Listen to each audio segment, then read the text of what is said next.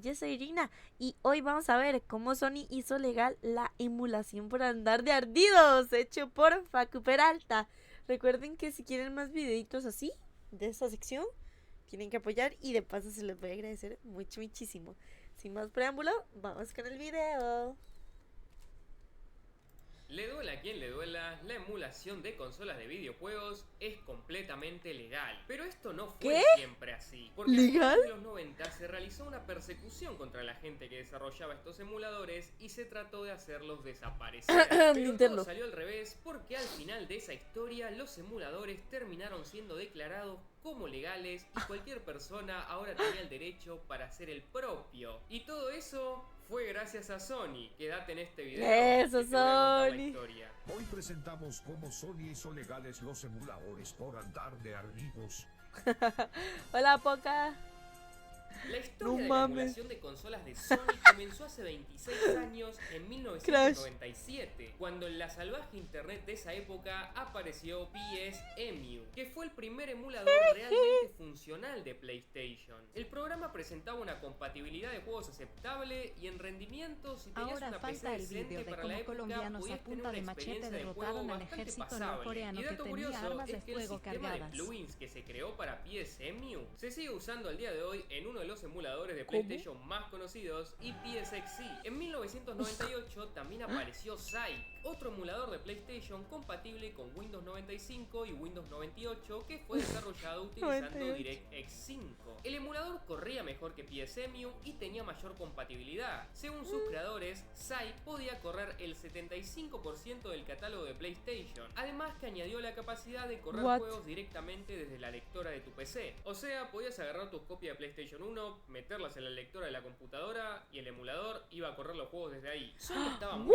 al tanto de que todo esto estaba pasando, pero al igual que Nintendo, cuando empezaron a aparecer los primeros emuladores de NES, no le dieron mucha importancia a la cuestión, porque estos emuladores estaban lejos de ser perfectos y la compatibilidad y el rendimiento seguían bastante lejos del Nunca hardware subestimes original. a la Además, comunidad. que todo era un tema muy de nicho y la comunidad de emuladores era muy pequeña. Pero todo eso cambió en el año 1999 cuando aparecieron dos emuladores que cambiaron la historia. Y esos emuladores eran Blim, hecho por The Blim Company, y la Virtual Game Station, hecho por Conetix. Hasta ese momento, como dije, la comunidad What? de gente que emulaba era pequeña y los emuladores eran vistos más como datos curiosos, que no llamaban la atención del mundo tecnológico. Pero con Blim y con la Virtual Game Station, No eso mames. cambió. Qué poco marketingable que es el nombre Virtual Game Station, ¿no? Porque estos emuladores Sí. no iban a ser subidos a internet para que cualquiera pudiera acceder a ellos, sino que iban a ser de pago e iban a venderse en tiendas físicas como cualquier otro software de la época. Bro. Y Connectix era una empresa que para ese momento ya estaba bastante establecida. Había sido fundada en 1988 y su negocio principal era el desarrollo de software para computadoras de Apple. Por ejemplo, Hello. desarrollaron un programa que Macintosh. permitía correr Windows en las Macs. Varios programadores de Connectix habían descubierto hace poco los primeros emuladores de PlayStation que mencioné antes, Psych y PSN. Ese juego de Crash. Mercado, las Macs de Apple. Sin embargo, estaban completamente al tanto de que todo el tema de los emuladores todavía estaba en una zona legal muy gris. Pero obviamente sabían que el código de la PlayStation, o sea, la manera en que funciona el sistema, está protegida por copyright, así que no podían simplemente copiar este código, sino que iban a tener que estudiar el funcionamiento de la consola para crear su propio código mediante ingeniería inversa. Y así lo hicieron. Sin embargo, una vez que tenían el emulador en un estado de desarrollo bastante avanzado y que ya podía correr bastantes juegos con un rendimiento muy bueno, en vez de lanzarse de una al mercado, decidieron acercarse a Sony. Querían asociarse con ellos para lanzar la Virtual Game Station como un producto oficial, primero para las Macintosh de Apple y en un futuro para Windows. En esa reunión, Connectix le mostró a Sony el emulador en funcionamiento, y si bien los japoneses quedaron impresionados con el rendimiento del programa, no les gustaba para nada la idea de que alguien pudiera jugar juegos de PlayStation sin tener que comprarse una PlayStation, por lo que educadamente le dijeron no les a gustó. Connectix muchas gracias, no nos llamen, nosotros lo llamamos, váyanse a cagar. Pero en Connectics, dentro de su corazón, sabían que su emulador estaba puramente hecho con código creado por ellos mismos y no estaban infringiendo ninguna ley. Así que ignoraron completamente la negativa de Sony y decidieron que iban a lanzar el emulador por su cuenta. Y la Virtual Game Station fue una noticia importante en su momento. Incluso Steve Jobs presentó orgulloso el programa en un evento. It is software that they're going to sell for $49 that turns your Mac into a Sony PlayStation. It plays What? a few hundred. It plays a few hundred of the Sony PlayStation games today. Las Macs en ese momento, ¿Te imaginas? al igual que hoy en día, eran criticadas por el corto catálogo de juegos que ofrecían. Pero con la Virtual Game Station, el catálogo iba a pasar de ser uno muy corto y cuestionable a uno con cientos de juegos de la consola más popular del mercado. Saquen uno Y para cuando las el Mac de emulador ahora salió a para la ver venta si en sirven. 1999, fue un éxito, solo salía $50 y era muy fácil de correr. Ponías el disco, instalabas y listo. No había mucho quilombo en temas de configuración $50. gráficas porque el emulador no ofrecía ninguna mejora sobre el hardware original. Los juegos corrían con la misma resolución que la PlayStation y no había ningún tipo de modificación Qué adicional. buen Se hijo jugaba eres, con la Pete. misma calidad que se jugaría en el sistema real. Y también era obligatorio que jugaras con juegos originales. Tenías que meter tus copias legítimas en la lectora y la Virtual Game Station iba a correr los juegos desde ahí. Pero mientras todo esto estaba sucediendo, seguro que en alguna reunión de ejecutivos de Sony todos se miraron entre sí y dijeron: La cagamos. Por lo que 3 semanas después del lanzamiento del emulador, Sony decidió demandar a Connectics. Y los demandaron como por 11 cargos diferentes, incluyendo infringir un montón de patentes, de lastimar la imagen de PlayStation, de reducir La la venta ima- del sistema de los juegos. Pero en general lo más importante, y para simplificarlo, digamos que lo más grave era el infringimiento del copyright y el supuesto robo del ¿A qué código hora y de empieza la la BIOS era del de la sistema. piratería? Y en No. febrero de Búsqueda del 1999, antes de que comenzara el juicio oficialmente, Sony pidió que se suspendiera temporalmente la venta de la Virtual Game Station, pero la corte le negó la petición.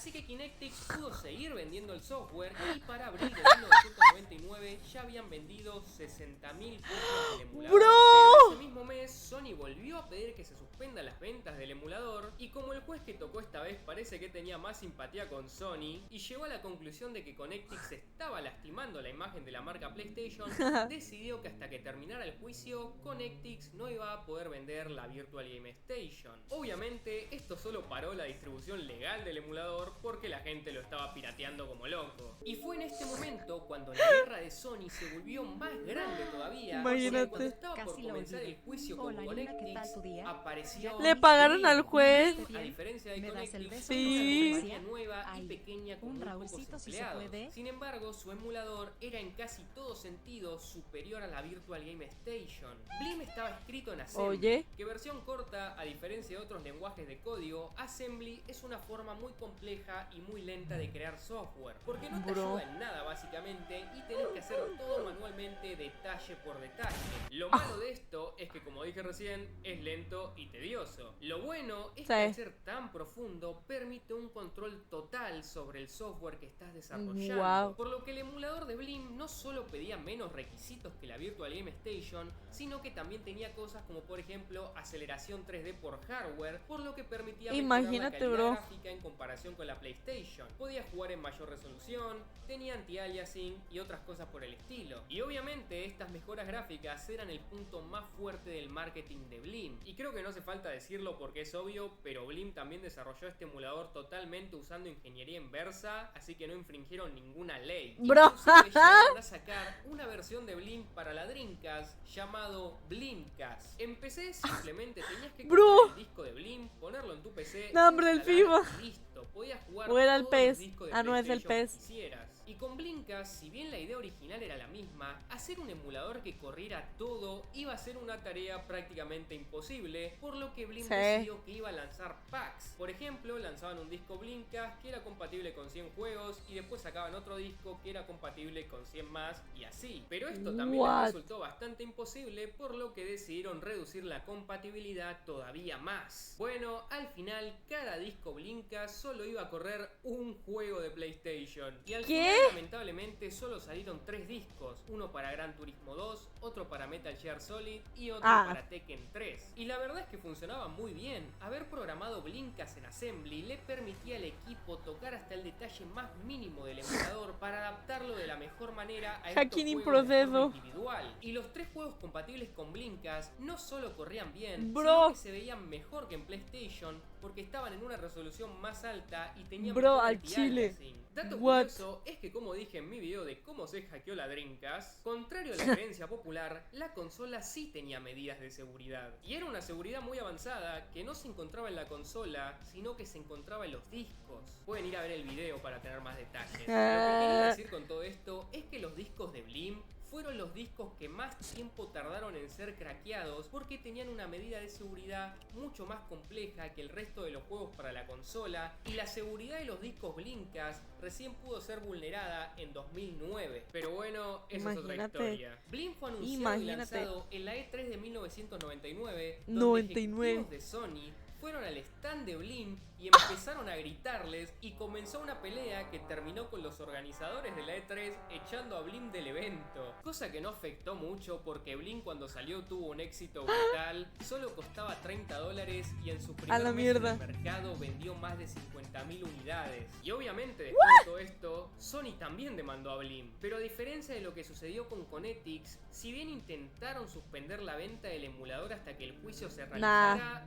no lo lograron. Mientras seguían a la espera del juicio, Blim seguía vendiéndose en todas las tiendas. Lo único que pudo conseguir Sony fue que Blim tuviera que sacar las fotos de los juegos de PlayStation de las cajas del emulador. Para diciembre de 1999, Blim había vendido cientos de miles de unidades y los Blimcast también estaban teniendo mucho éxito. Pero fue en ese momento cuando se pudrió todo, porque finalmente empezaron los míticos juicios. Sony contra los 2 primeros emuladores comerciales del mercado. Uno sin muchas luces pero funcional, hecho por una compañía mediana, y otro que corría mejor que la misma PlayStation y también corría en una consola de la competencia hecha por una compañía con 8 empleados. Y realmente no hay una historia súper épica de qué pasó en los juicios. Sony acusaba a Blim y a Connetix de infringir el copyright y pedía que se prohíban los emuladores, pero tanto Blim como Connetix pudieron demostrar lo contrario. Sus emuladores habían sido hechos mediante ingeniería inversa, no usaban código propietario de Sony, e incluso ambas compañías habían creado su propia versión de la BIOS del sistema también mediante ingeniería inversa.